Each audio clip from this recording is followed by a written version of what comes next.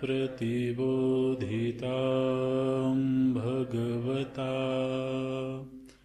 नारायणेन स्वयं व्यासेन ग्रथितां पुराणमुनिना मध्ये महाभारतम् अद्वैतामृतवर्षिणीं भगवतीम्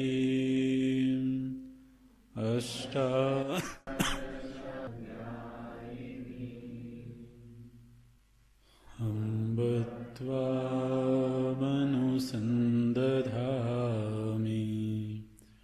भगवद्गीते भवद्वेषिणी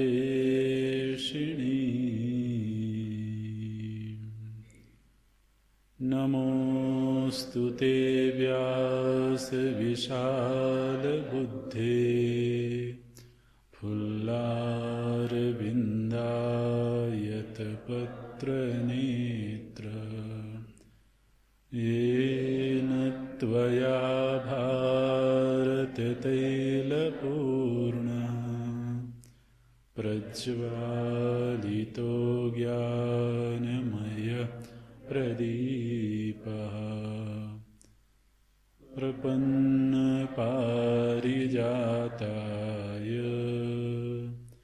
स्तोत्रवेत्रैकपाणये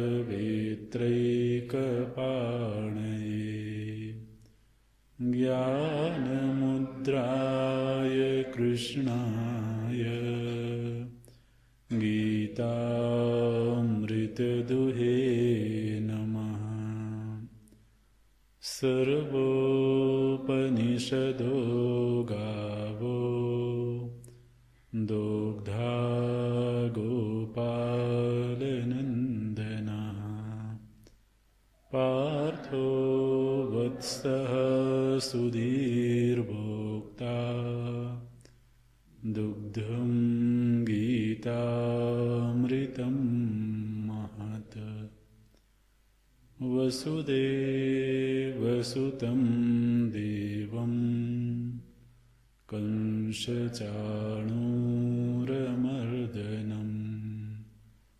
देवकी आनन्दं कृष्णं वन्दे जगद्गुरुं कृष्णं वन्दे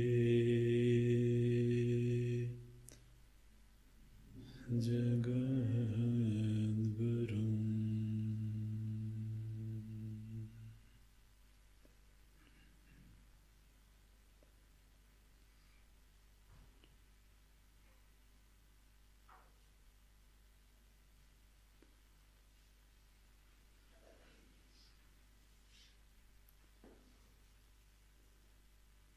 अनाश्रितः कर्मफलम्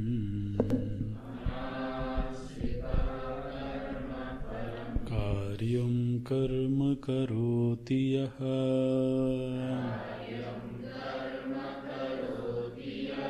स सन्न्यासी च योगी च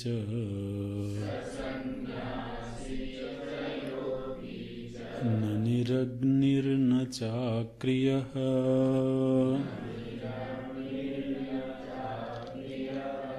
यं सन्न्यासमिति प्राहुः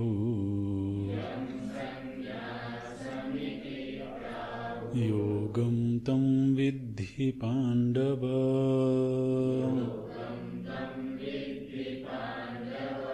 न ह्यसन्न्यस्तसङ्कल्पः योगी भवति कश्चन आरुरुक्षोर्मुनेर्योगम् कर्म कारणमुच्यते योगारूढस्य तस्यैव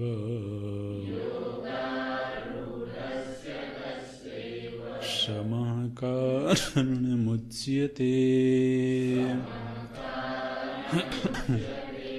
यदा हीनेन्द्रियार्थेषु न कर्मस्वनुषज्यते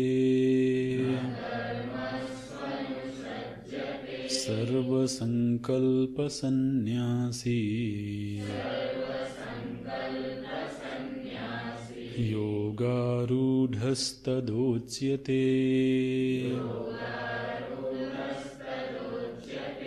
यदा हीनेन्द्रियार्थेषु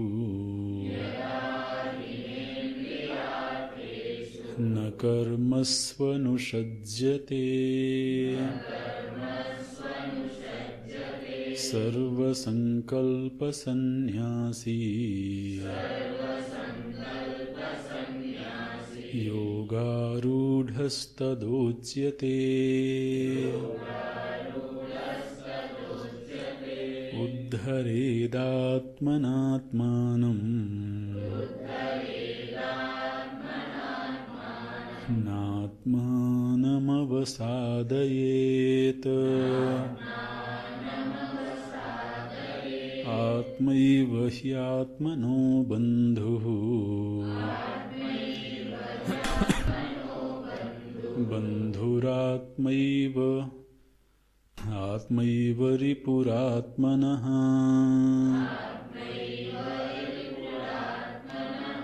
उद्धरेदात्मनात्मानम् नात्मानमवसादयेत्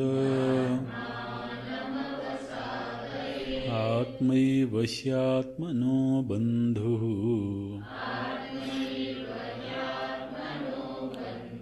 आत्मैव रिपुरात्मनः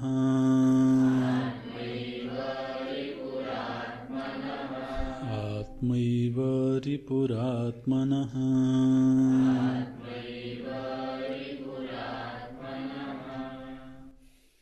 ध्यान योगस्य फलनिरपेक्ष कर्मयोगो बहिरंगम साधनम इति तं संन्यासत्वेन स्तुत्वा अधुना कर्मयोगस्य ध्यानयोगसाधनत्वं दर्शयति। आरुरुक्षोः आरोढुम् इच्छतः अनारूढस्य ध्यानयोगे अवस्थातुम् अशक्तस्य एव इत्यर्थः। कस्य आरुरुक्षोः मुनेः कर्मफलसन्न्यासिनः इत्यर्थः। किम आरुरुक्षोः योगं कर्म कारणं साधनम् उच्यते। योगारूढस्य पुनः तस्य एव श्रमः उपशमः सर्वकर्मभ्यः निवृत्तिः कारणं योगारूढत्वस्य साधनम् उच्यते इत्यर्थः। यावद् यावद् कर्मभ्यः उपरमते तावत् तावत् निरायासस्य जितेन्द्रियस्य चित्तं समाधीयते। तथा सति स झटिति योगारूढो भवति।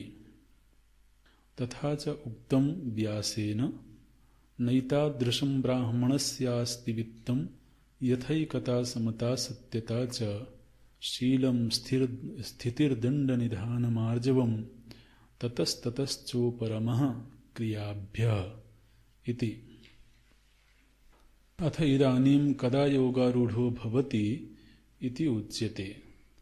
यदा समाधीयमानचित्तः योगी हि इन्द्रियार्थेषु इन्द्रियाणाम् अर्थाः शब्दादयः तेषु इन्द्रियार्थेषु कर्मसु च नित्य नैमित्तिक काम्य प्रतिषिद्धेषु प्रयोजनाभाव बुद्ध्या न अनुषज्यते।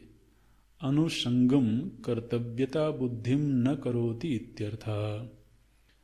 सर्वसंकल्प सन्यासी सर्वान् संकल्पान् इहामुत्रार्थकाम हेतून् सन्यासितुं शीलम् अस्य इति सर्वसंकल्प सन्यासी योगारूढः प्राप्तयोगः इति एतत् तदा तस्मिन् काले उच्यते। सर्वसंकल्प संन्यासी इति वचनात् सर्वान् च कामान् सर्वाणि च कर्माणि संन्यसेत् इत्यर्थः। संकल्पमूला हि सर्वे कामाः। संकल्पमूलः कामो वै यज्ञाः संकल्पसंभवाः। कामं जानामि ते मूलं संकल्पात् किल जायसे न त्वां संकल्पयिष्यामि समूलो न भविष्यसि इत्यादि स्मृतेः। सर्वकामपरित्यागे च सर्वकर्मसन्न्यासः सिद्धो भवति। स यथा कामो भवति तत्क्रतुः भवति, यत्क्रतुर्भवति तत्कर्म कुरुते इत्यादि श्रुतिभ्यः यद्यद् हि कुरुते कर्म तत्तत्कामस्य चेष्टितम् इत्यादि स्मृतिभ्यश्च न्यायाच्च न हि सर्वसंकल्पसन्न्यासे कश्चित् स्पन्दितुम् अपि शक्तः। तस्मात् सर्वसंकल्पसन्न्यासी इति वचनात् सर्वान् कामान् सर्वाणि कर्माणि च त्याजयति भगवान्। यदा एवं योगारूढः तदा तेन आत्मा आत्मना उद्धृतो भवति संसारात् अनर्थव्रातात् अतः उद्धरेत्।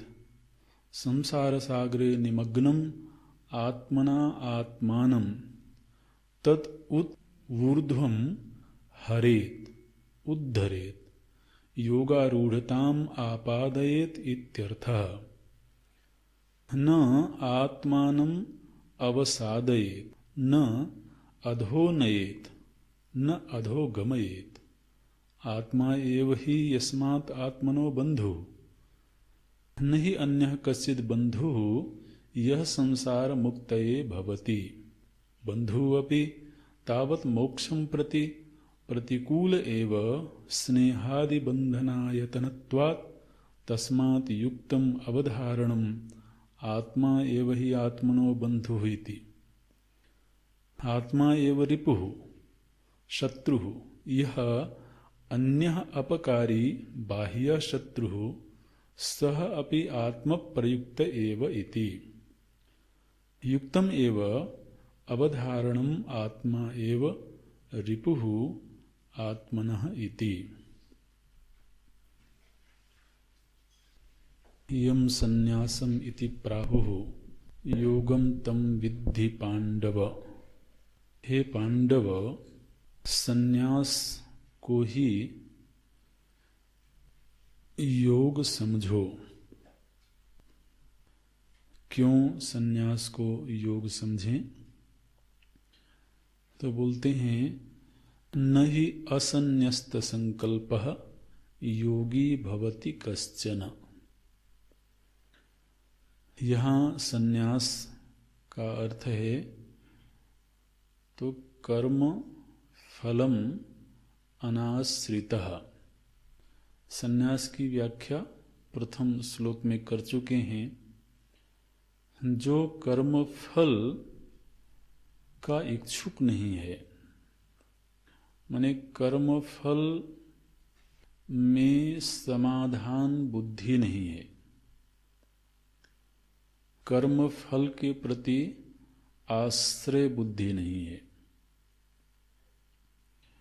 कर्म फल के प्रति जो आश्रय भाव था उसका जिसने त्याग कर दिया, यहाँ पर सन्यासी पद का वो अर्थ है। और कर्मफल के प्रति आश्रय का त्याग कैसे हुआ? तो वो इसलिए हुआ, इसमें दो विवेक हैं। एक तो उसने बार बार ये जीवन में परीक्षण करके देखा कि कर्मफल जीवन में सुविधाएं तो प्रदान करता है, कदाचित सुख भी प्रदान करता है, लेकिन उसमें कहीं स्थायित्व तो नहीं दिखाई देता है। पूरी तरह से चित्त के संतोष की बात नहीं बनती है। तो किंचित काल के लिए तो वहाँ स्थिरता मालूम पड़ती है, सुख मालूम पड़ता है, लेकिन वह काल सापेक्ष ही होता है। तो इसलिए फल मिले तो मिले, कोई फल के प्रति उपेक्षा वृत्ति नहीं है, लेकिन उस पर आश्रित रहते हुए बहुत जीवन गुजार दिया। तो अब कोई ऐसा आश्रय मिलना चाहिए जो नित्य हो, स्थायी हो। तो सत्संग आदि के द्वारा धीरे धीरे उसके हृदय में भगवत भक्ति का संवर्धन हुआ और अब आश्रय बुद्धि परमात्मा में बनने लगी। तो परमात्मा में आश्रय बुद्धि हो जाने से या आश्रय बुद्धि का अभ्यास होने से फलों के प्रति जो आश्रयता थी, और फल का मतलब भी समझना चाहिए, फल माने परिस्थिति है ना, कर्म का फल परिस्थिति है। तो परिस्थिति में जो आश्रय बुद्धि थी, परिस्थिति में आश्रय बुद्धि माने क्या? तो हम एक काल्पनिक परिस्थिति का निर्माण करते हैं पहले, माने मन में तो एक संकल्प का उदय होता है कि मेरे आसपास इस तरह का वातावरण होता तो अच्छा होता,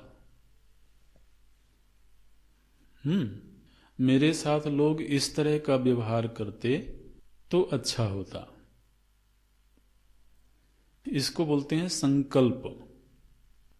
संकल्प माने क्या होता है? सम्यकत्व की कल्पना। वो एक कल्पना है।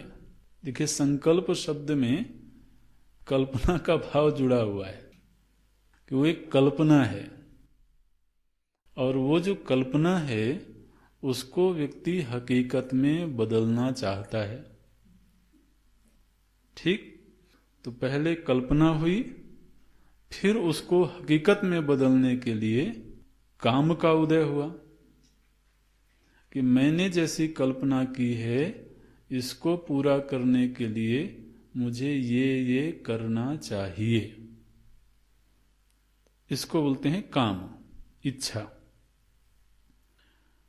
और फिर उस इच्छा के अनुरूप वो प्रवृत्ति करता है। अच्छा, अब जब प्रवृत्ति होती है तो जो उसका संकल्प था उसमें किसी सीमा तक सफलता भी मिलती है। सफलता नहीं मिलती ऐसा नहीं, लेकिन वो सफलता भी स्थायी नहीं होती है।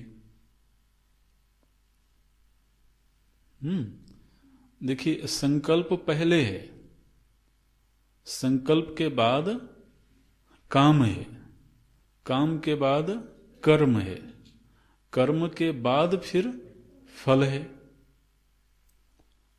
परिस्थिति रूपी फल है। तो अब जब ये कहा गया कि वह फल का संन्यास करता है, यदि संकल्प हुआ हो, फिर उस संकल्प पूर्ति की इच्छा हुई हो और इच्छा के अनुरूप कर्म हुआ हो, तो फिर फल बुद्धि का त्याग कैसे हो जाएगा? नहीं होगा ना। तो अगर फल बुद्धि का त्याग करना है तो उसकी शुरुआत होगी संकल्प से। इसलिए भगवान क्या बोलते हैं? न ही असन्यस्त संकल्प, जिसने संकल्प का त्याग नहीं किया है। असन्यस्त, जिसने संकल्प का त्याग नहीं किया वह योगी नहीं हो सकता है। तो संकल्प का त्याग माने क्या? तो एक ऐसी परिस्थिति बने जो सर्वथा मेरी इच्छाओं के अनुरूप हो, जिसमें मेरी पूरी अनुकूलता हो। अच्छा, समस्या यह है कि हमारी जो अनुकूलता है वो हमारे वासनाओं के अनुसार है। हाँ? तो अब ये अनुकूलता भी तो बड़ी विचित्र है ना। अब हमारे संस्कार हमेशा एक जगह एक जैसे नहीं रहते हैं।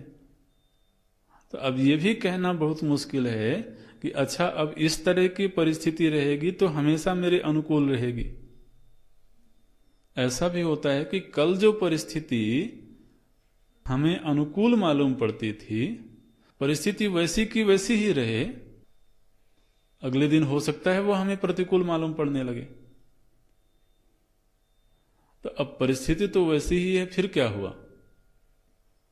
बोले अब संस्कार दूसरे उठ खड़े हुए।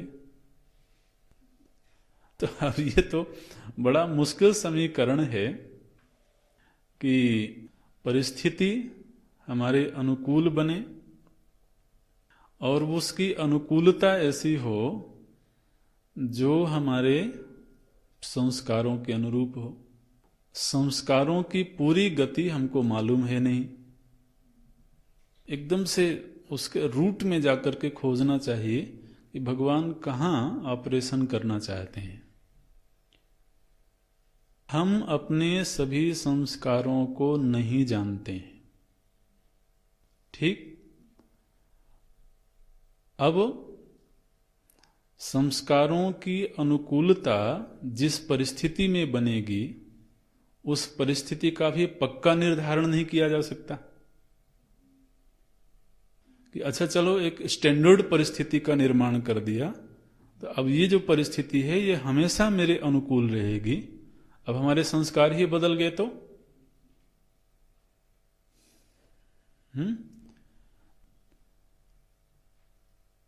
तो अब भगवान हमारे ऊपर किसी विचार का आरोप नहीं कर रहे हैं, वो एक हकीकत दिखा रहे हैं जो हमारे भीतर की सच्चाई है। तो अब यदि परिस्थिति को हमेशा अपने अनुकूल बनाने की कामना उत्पन्न होती रहेगी और चूंकि वह कभी भी पूरी तरह से सफल हो नहीं सकती है,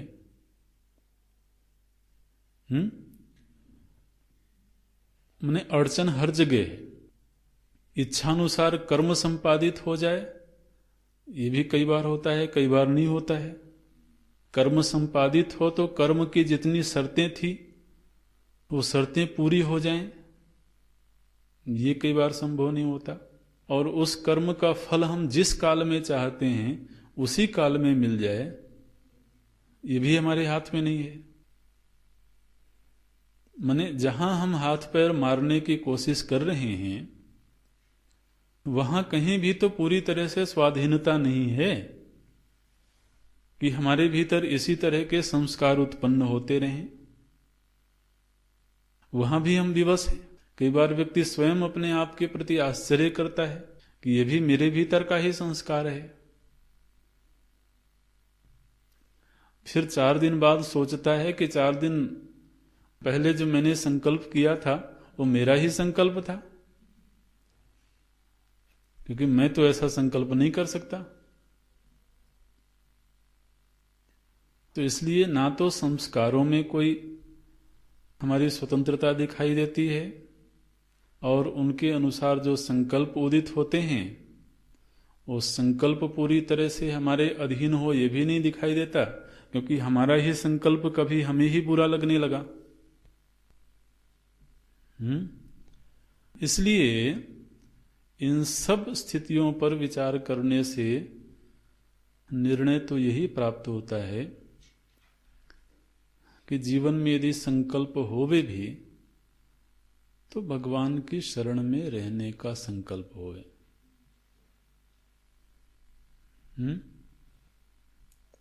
तो परिस्थिति के अनुकूलता का जो संकल्प है उस संकल्प का त्याग हुए बिना कर्म के प्रति जो आश्रय बुद्धि है वो नहीं जाएगी और निश्चित रूप से फिर फल के प्रति जो आश्रय बुद्धि है वो भी नहीं जाएगी। इसलिए प्रभु जी ने पहले श्लोक में सन्यास की व्याख्या करी कि सन्यास किसको बोलते हैं।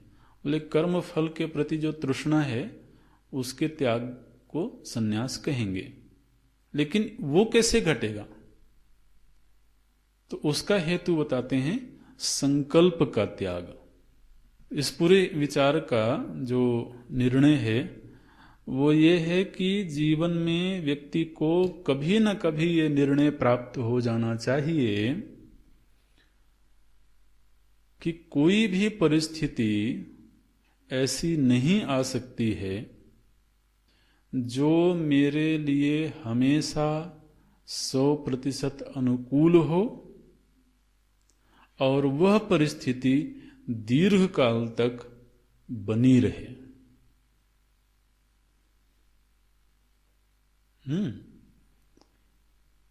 व्यक्ति जीवन भर कोशिश यही करता है,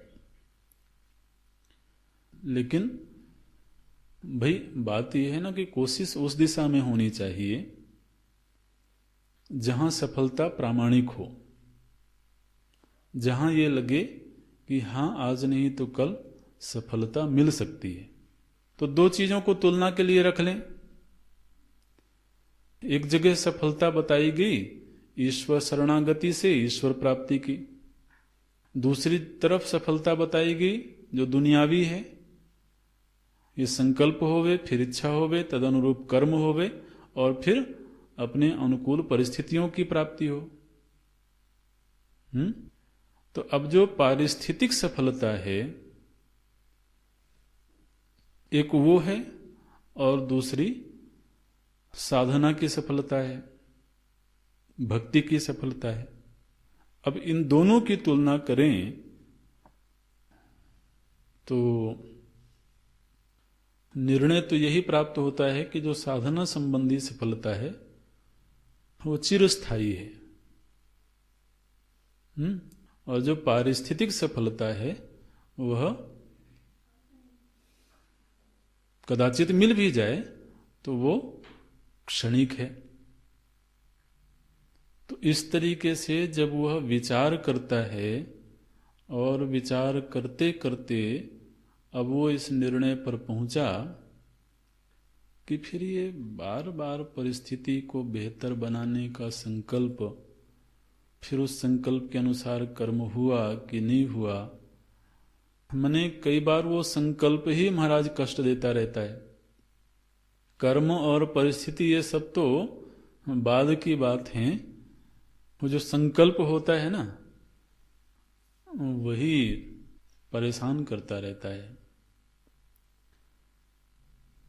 और भगवत शरणागति बने तो ऐसा नहीं है कि संकल्प कोई अधूरे रह जाएंगे, वो तो भगवत शरणागति जैसे जैसे सधेगी वैसे वैसे यदि कोई संकल्प उठते भी होंगे तो वो स्वतः ही पूरे होते चले जाएंगे।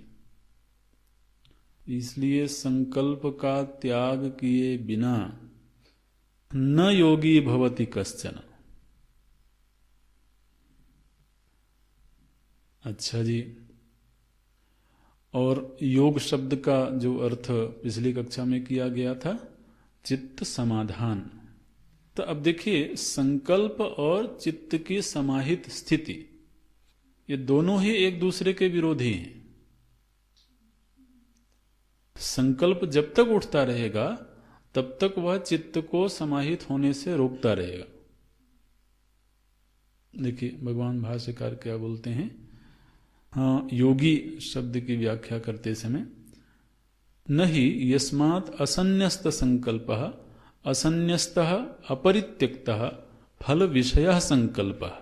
देखिए संकल्प को भी परिभाषित कर देते हैं, जो फल संबंधी संकल्प है माने अभिसंधि फलाभिसंधि, येन सह असन्यस्त संकल्पः कश्चन कश्चित् अपि कर्मी योगी समाधानवान भवति न संभवति इत्यर्थः।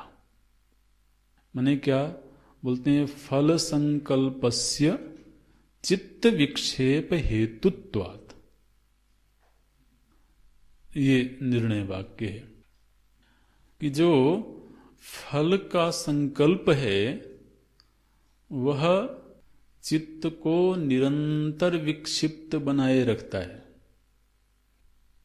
तो आदमी क्या ख्याल करता रहता है कि बस एक बार ऐसी परिस्थिति बन जाए, फिर मैं ध्यान ही करूंगा।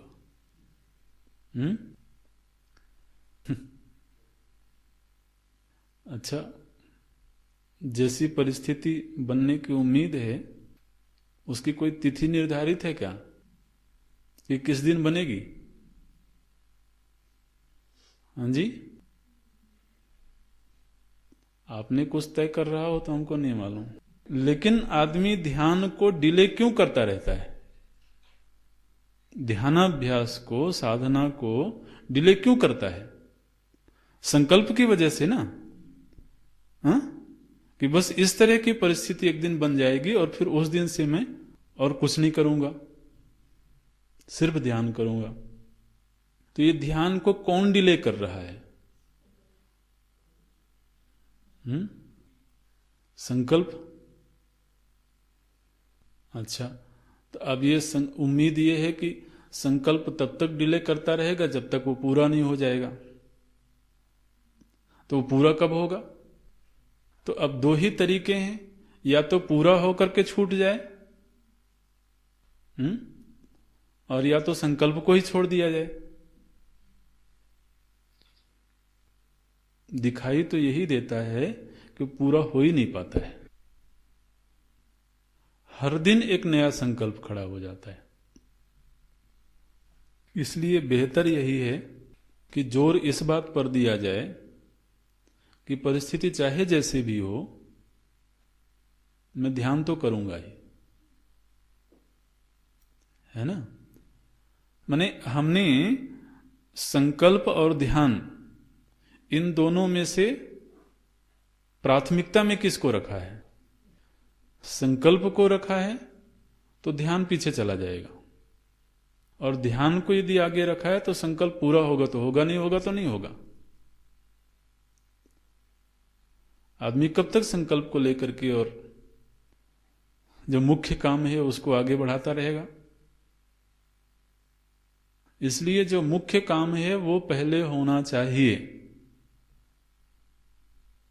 इसीलिए साधु लोग कहा करते हैं कि कम से कम सुबह सुबह उठ करके तो ध्यान कर लिया करो, क्योंकि फिर जब काम में लग जाओगे तो पता नहीं कितने संकल्प खड़े हो जाएंगे। इसलिए सुबह कम से कम संकल्पों को लिख के रख लो कि उठने के 1 घंटे तक मैं किसी संकल्प को अपने पास नहीं आने दूंगा। ये 1 घंटा केवल ध्यान के लिए रख छोड़ा है। उसके बाद संकल्प आएंगे तो देखेंगे, उनको पूरा करना होगा तो करेंगे। लेकिन अब सुबह से शाम तक केवल संकल्प के पीछे ही पड़े हों कि बस ये पूरा हो जाए, फिर ये पूरा हो जाए, ये व्यक्ति अनुकूल हो जाए, ये व्यक्ति प्रतिकूल हो जाए, बस पूरा करते करते और पता चला कि अब तो एग्जॉस्ट हो गए। अब जो सामर्थ्य ध्यान और साधना में लगनी चाहिए थी, वो सारी सामर्थ्य तो उस संकल्प की पूर्ति में खर्च हो गई। और फिर बोले अब तो सोने की इच्छा हो रही है। आप विचार करके देखो, जो हमारी जागृत अवस्था की दिनचर्या है, उस दिनचर्या में सुबह से शाम हो जाती है क्या करते हुए? और कोई शाम ऐसी आई क्या जिस शाम को ऐसा लगा हो कि बस अब कल के लिए कोई संकल्प शेष नहीं है?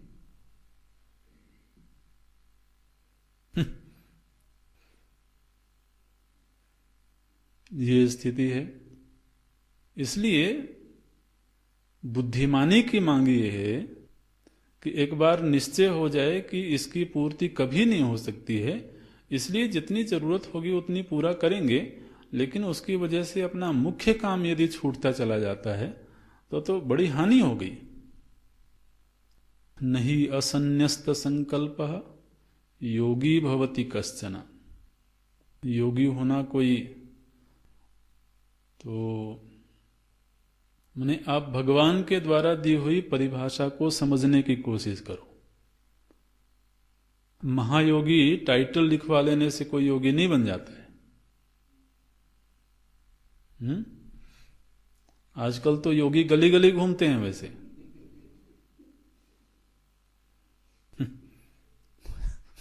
लेकिन पता नहीं वो योगी हैं कि कोई योगी है। संकल्प त्याग जिसमें हो गया, माने जो संकल्प को त्यागने में समर्थ हो गया, संकल्प को त्यागने में समर्थ हो गया, माने अब जीवन में चाहे जैसी भी परिस्थिति हो, मुझे उस परिस्थिति से विचलित हुए बिना अपना साधन भजन करना है। इस निर्णय से संपन्न जो व्यक्ति है उसको योगी बोलते हैं। ऐसे फिर वो चाहे कर्म करता रहे, चाहे कर्म से उपराम होवे, वो तो अलग चीज हो गई। लेकिन ये जो संकल्प नाम की चीज है ना, ये हमारे व्यक्तित्व के सबसे अंतरंग हिस्से में बैठा हुआ है। और ये समझिए कि चित्त में बैठा हुआ कीड़ा है जो चित्त को काटता रहता है, और चित्त समाहित होना चाहता है, उसको रोक लेता है। अगर सत्संग आदि के द्वारा ये निर्णय भी हुआ हो कि मुझे अब समाहित होना है,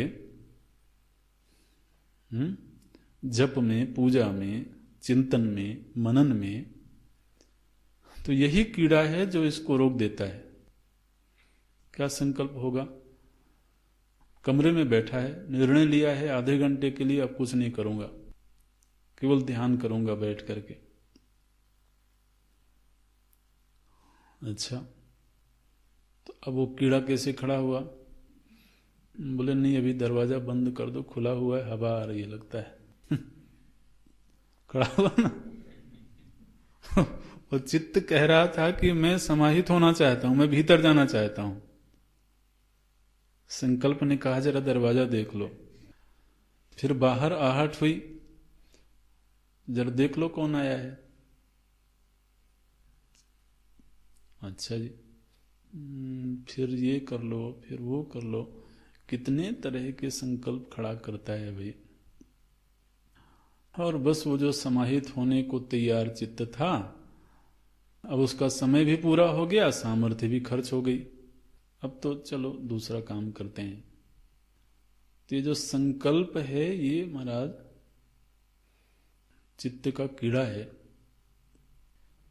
इसलिए तो ये दृढ़ निर्णय करना पड़ेगा साधक को कि अभी चाहे मेरे आसपास प्रलय ही क्यों ना हो जाए।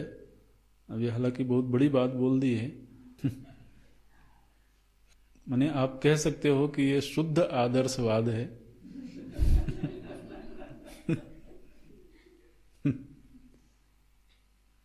लेकिन प्रायोरिटी तो तभी बोलेंगे ना। मेरे लिए ध्यानाभ्यास प्राथमिकता में है, ये वाक्य कब सफल होगा? जबकि परिस्थिति चाहे जैसी भी हो, उस समय यदि ये होना है तो यही होना है। ऐसे तो अर्जुन, ये तो योगी की स्थिति है और यही कर्म योगी की भी स्थिति है। माने जो कर्म योगी है वह कर्म कर रहा हो और निरंतर फल का संकल्प ही बना रहे, तो फिर उसको भक्त नहीं कहेंगे। भक्त तो तभी कहेंगे जब वह चित्त को तो समाहित रखे परमात्मा में, और फिर जो भी प्राप्त कर्तव्य कर्म है उसका संपादन करे। अच्छा, अब ये जो साधक होता है, आगे चलते हैं तो बोलते हैं अर्जुन, ये जो साधक होता है, ये साधक अवस्था में ही 2 सोपान होते हैं। तीसरे श्लोक में बोलते हैं भगवान कि साधक अवस्था में 2 सोपान होते हैं। एक सोपान वो है जहां व्यक्ति सत्संग आदि करके, स्वाध्याय आदि करके तो ये निर्णय ले लिया कि मुझे साधना करना है, उसको बोलते हैं मुनि। मुनि माने जिसने मनन किया। हाँ, और क्या मनन किया कि मुझे साधना करना है, मुझे साधना के जीवन में आगे बढ़ना है।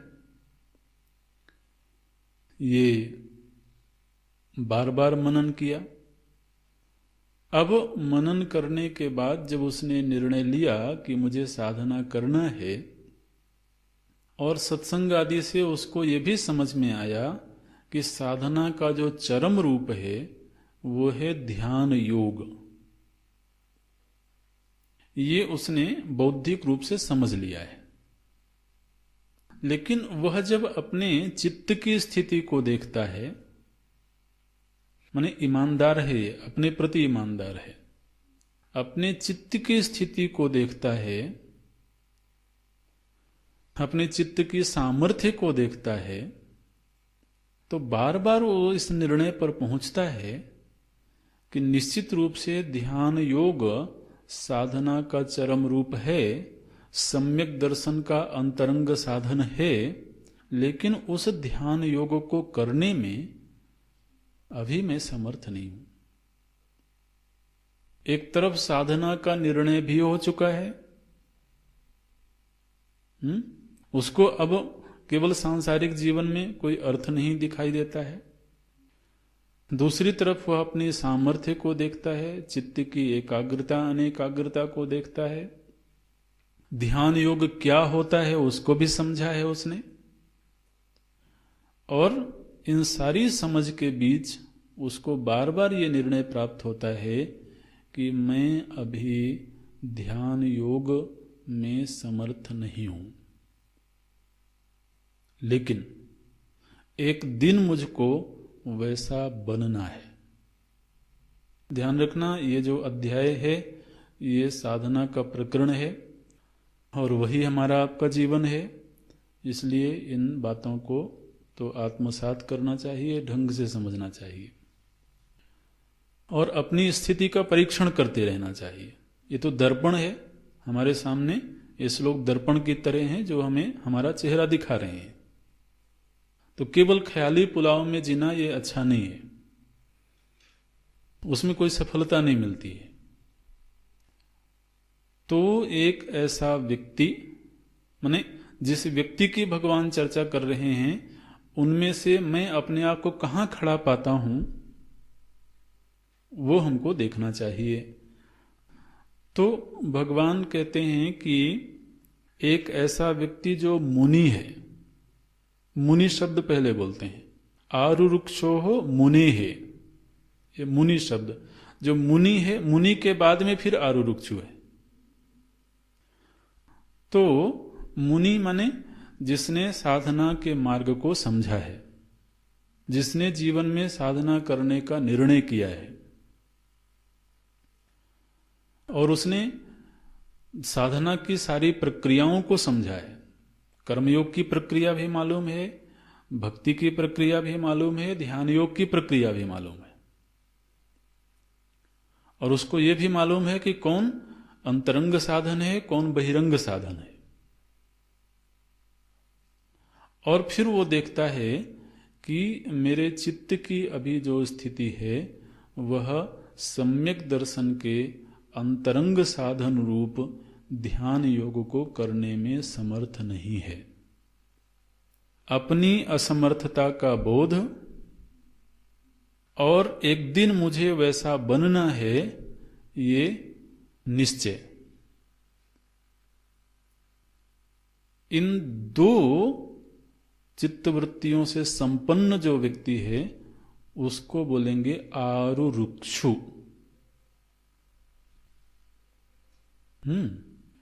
अभी यदि तो कोई व्यक्ति अपने आप को आरुरुक्षु के धरातल पर खड़ा पाता है तो उसे आरुरुक्षु से योगारूढ़ के बीच, माने ये रहा आरुरुक्षु और उसको एक दिन ध्यान योग के योग्य बनना है। जो ध्यान योग के योग्य बन गया उसको योगारूढ़ बोलेंगे। तो आरुरुक्षु और योगारूढ़ के बीच में एक गैप है, एक दूरी है।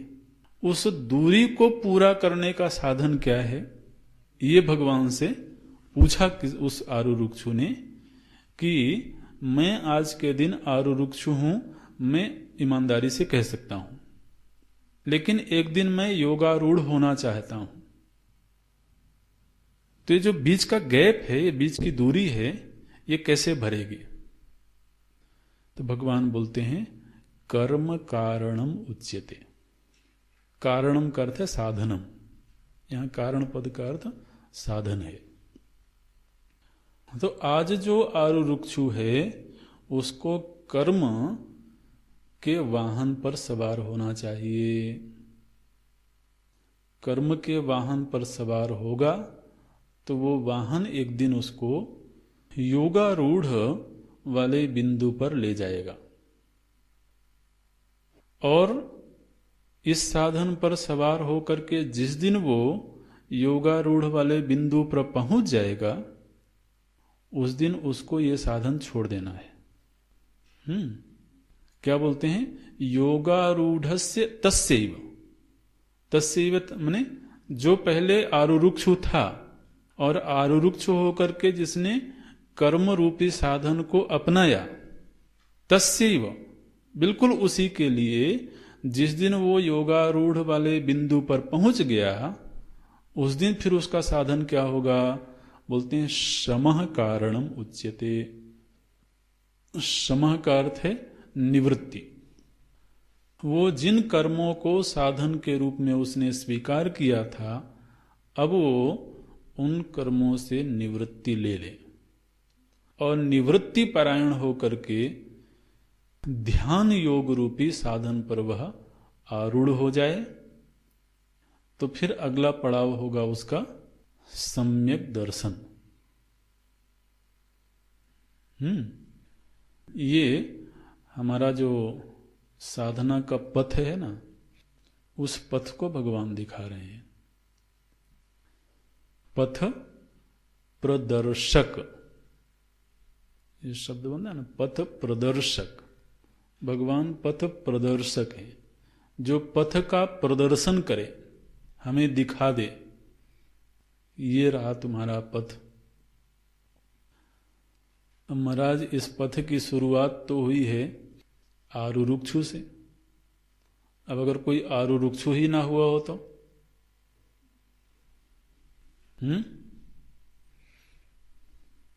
यदि कोई आरुरुक्षु ही ना हुआ हो तो क्या करें?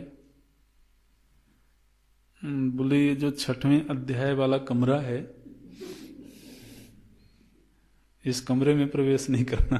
ये 6वां अध्याय तो ध्यान योग वाला है ना, तो इस कमरे में प्रवेश नहीं करना। अभी बाहर के जो बरामदे हैं वहीं बैठो।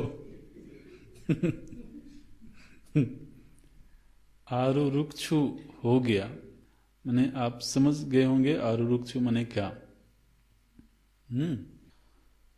अच्छा, तो आरुरुक्षु को कर्म की साधना क्यों बताई गई? आरुरुक्षु शब्द का अर्थ है, कल बताया था, आरोढ़ुम इक्षु, जो आरोहण करने की इच्छा रखता है। आरोहण किस में आरोहण करने की? योग में आरोहण करने की। और जब आरोहण कर गया तब नाम पड़ेगा योगारूढ़। योगारूढ़ माने जो योग पर आरूढ़ हो गया। इन शब्दों को भी समझना अच्छी तरह से। किस योग पर आरूढ़ हो गया? ध्यान योग पर।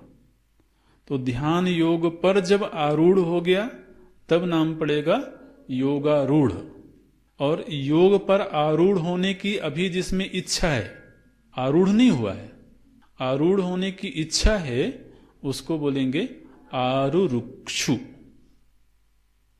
देखिए भगवान भाष्यकार बोलते हैं आरोढ़ुम इच्छतः, आरोहण करने की इच्छा रखता है, लेकिन आज के दिन अनारूढ़स्य, आरूढ़ नहीं हुआ है इसीलिए इच्छा रखता है।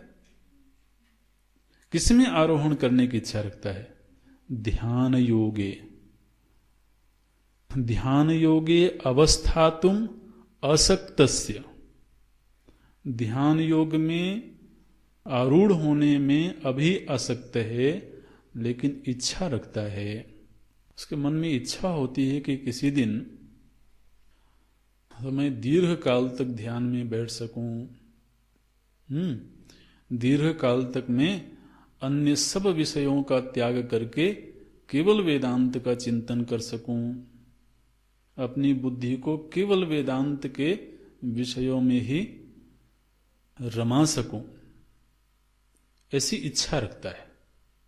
वेदांत वाक्येषु सदा रमन्तः, ये तो जो वहां पहुंच गए उनकी कहानी है, लेकिन इसके मन में इच्छा है कि एक दिन ऐसा होवे कि मेरा मन अन्य सब चीजों को छोड़ करके जो वेदांत के वाक्य हैं, जो श्रुति के वाक्य हैं, उन वाक्यों में और उनके अर्थ के मनन में, अर्थ चिंतन में ही लगे।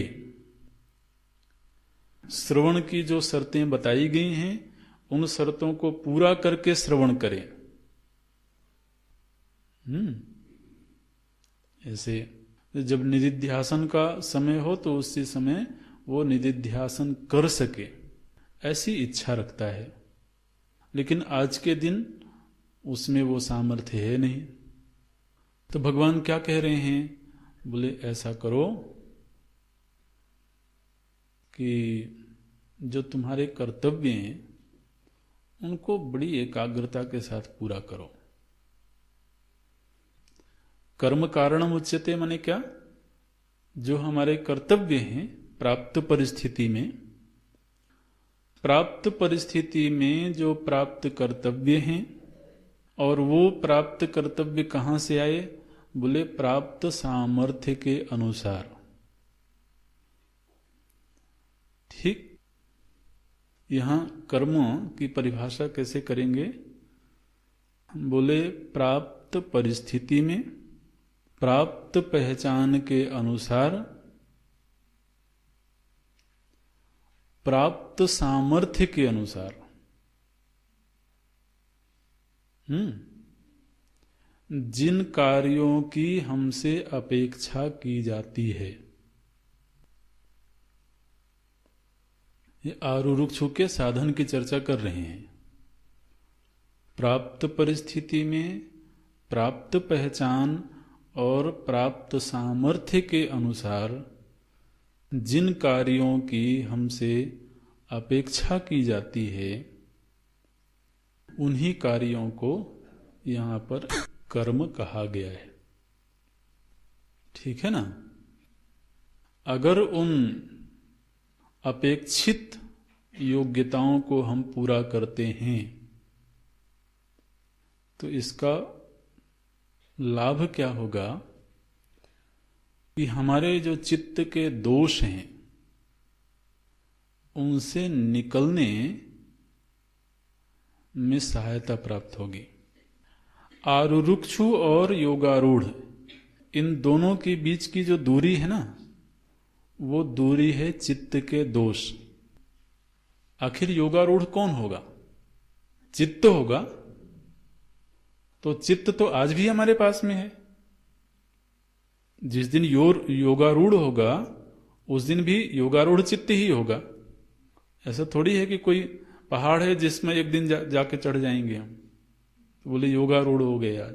जो ध्यान योग है, इस ध्यान योग में आरूढ़ होने वाला कौन है? चित्त है। तो आज हमारे पास चित्त नहीं है क्या?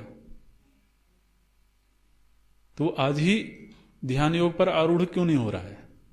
क्योंकि उसमें अभी बहुत सारी बाधाएं बैठी हुई हैं, बहुत सारे दोष बैठे हुए हैं। तो उन दोषों का निवारण कैसे होगा? बोले जब हम अपने कर्तव्य कर्मों का पूरी निष्ठा से संपादन करेंगे। तो धीरे धीरे करके जाने अनजाने में वो जो चित्त के दोष हैं वो अपने आप छूटते चले जाएंगे।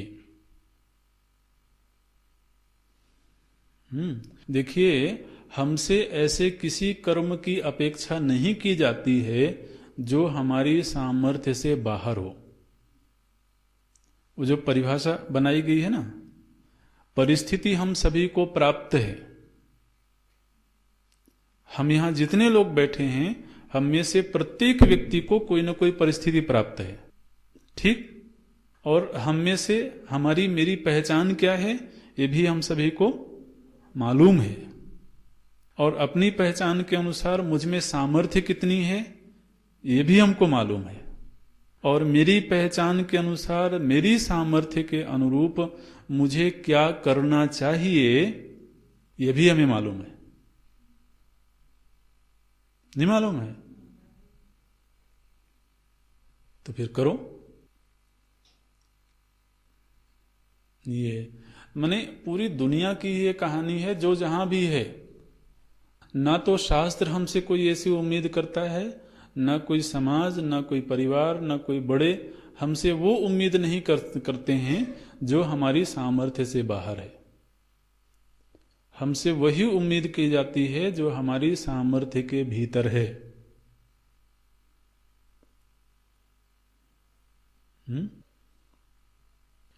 अब यहां अगर एक विद्यार्थी के रूप में है तो आचार्य ये तो नहीं कहेंगे कि किसी दिन बुलाए किसी विद्यार्थी को और बोले चलो थोड़ा बजट पर डिस्कशन करते हैं, देश के बजट पर।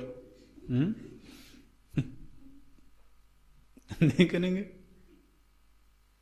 भाई। हमारी जो बौद्धिक योग्यता है उस योग्यता के अनुसार ही अपेक्षा की जाएगी ना। तो यदि तो हम वैसा करते हैं तो धीरे धीरे करके कई बार हमें स्वयं भी नहीं मालूम होता है और चित्त का दोष धुलता चला जाता है, और एक दिन खुद ही लगने लगता है, बाहर कोई बताता नहीं है। एक दिन उसको स्वयं ही लगने लगता है कि अरे अब तो मैं ध्यान करने में समर्थ हो गया, अब तो मैं यदि दीर्घ काल तक ध्यान में बैठना चाहूं तो कोई व्यवधान नहीं है, बैठ सकता हूं मैं। लेकिन उसकी पहले ये शर्त पूरी होनी चाहिए। और भगवान या कोई शास्त्र या कोई आचार्य ऐसी कोई उम्मीद नहीं करते हैं जो हम पूरा नहीं कर पाएंगे। और दूसरी बात यह भी है कि जब हम कोई चीज पूरी करते हैं तो पूरी करने से और ज्यादा करने की सामर्थ्य बढ़ भी जाती है।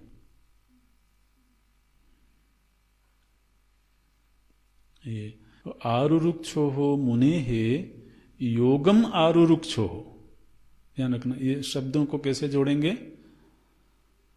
मुने हे योगम आरुरुक्षो हो, जो मुनि है और योग में आरूढ़ होना चाहता है। योगम माने ध्यानम। योगम आरुरुक्षो हो मुने हे किम कारणम माने किम साधनम, बोलते हैं कर्म कारणम उच्यते। और जब वो कर्म करते हुए वही व्यक्ति एक दिन ध्यान योग में आरूढ़ होने में समर्थ हो गया, तब फिर भगवान बोलते हैं तस्यैव योगारूढ़स्य किम साधनम उच्यते, बोलते हैं श्रमः कारणम उच्यते। फिर वो श्रम का अधिकारी बन गया। कभी कभी ऐसा होता है, साधक के मन में ख्याल आता है कि नहीं मैं अब ध्यान योग में समर्थ हो गया हूं। ऐसे कभी इच्छा होती है, उस सेवा आदि में लगा हो और दिनचर्या अगर ज्यादा थोड़ी कसी हुई हो तो उसको लगता है कि अब मैं एकांत में रहना चाहता हूं और बस किसी तरह से दिनचर्या के बंधनों से मुक्ति मिले। तो अब मैं बस ऐसा कोई अवसर मिले तो ध्यान परायण हो जाऊंगा, ध्यान ही करूंगा। ऐसे कभी कभी ख्याल आते हैं। लेकिन ध्यान रखना, वो केवल आवेश ही तो नहीं है। कई बार वो आवेश के रूप में आता है, लेकिन जब उस तरह का वातावरण मिल जाए अच्छा 2 दिन छुट्टी कर दी जाए,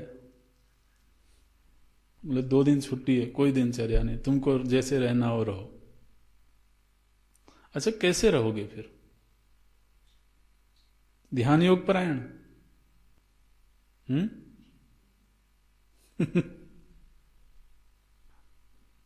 मुश्किल दिखाई देता है। वो तो अगर दिनचर्या सधी हुई हो और व्यक्ति अनुशासन में रहना पसंद करता हो, तो नहीं चाहते हुए भी मन शास्त्र से साधना से जुड़ा रहता है।